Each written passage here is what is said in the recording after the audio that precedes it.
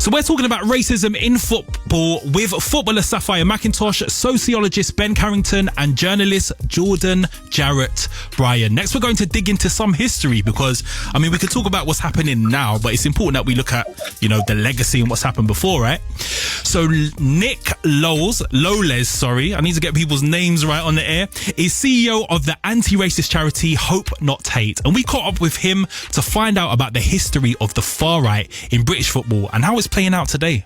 The first thing to say is that racism in football mirrors racism in society. So in the late 1960s, 1970s, where we had the kind of increase of racism in English society, that mirrored an increase in racism in football. Obviously, immigration was starting to come into the UK, and you had the rise of the National Front, you had kind of youth skinhead culture.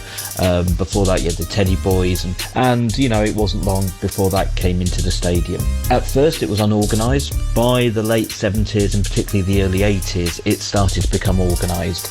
The football hooligan gangs started to align themselves with groups like the National Front and the British movement, and as the National Front started to decline politically, particularly after 1979, they moved from the ballot box into the football stadiums, and you saw a big increase in far-right groups mobilising around football. Now, that partly was about violence and associating themselves with many of the kind of football gangs, particularly things like the Chelsea Headhunters, the Leeds Service Crew, but also in terms of just racism inside the stadium, selling fascist newspapers, leading racist chanting. And I think probably the worst period was probably in the early 80s, where you would have literally mass racist chanting at clubs like Leeds, clubs like Chelsea, clubs like Newcastle. That began to die down in the late 80s, partly because the police started to crack down on the football gangs and all-seater stadiums, and changing football fashion pushed some of the football gangs out of the stadiums. But also, I think we saw, particularly in the cities in the 1980s, the emergence of black football hooligans, and that kind of reduced the far-right role in football gangs.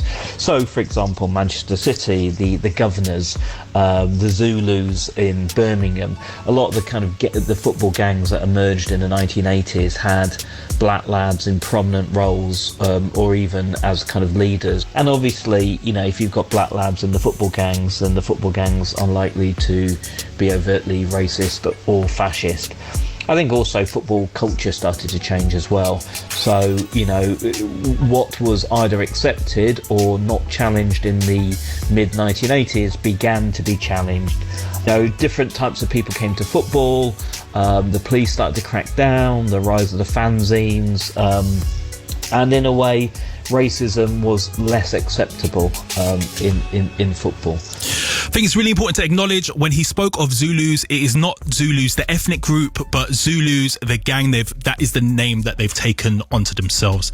And now in 2020, we're seeing the increased presence of the far right in football.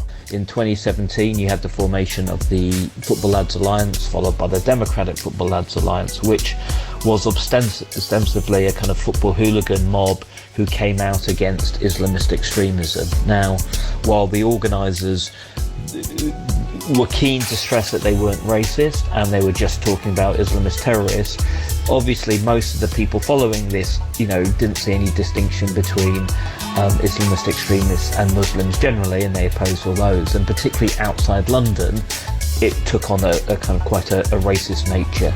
The difference from the 1980s was obviously most of this activity took place outside the football stadiums and online, and I think certainly the last kind of 6 or 7 years we've seen the explosion of racism and fascism online, and hate directed at footballers and others who've spoken out about racism. Just as we've seen racism rise in society, sadly that will also follow into the football stadiums. I think the role of players and other supporters are vital in the fight against racism and the far right of football today. This has to be a bottom-up strategy. We cannot just rely on diktats from clubs and adverts on the online or social media companies. This has to come from like-minded people telling their friends, telling their neighbours, telling their family members it is unacceptable, and they will be shunned as a consequence. This is One Extra Talks with Richie Brave.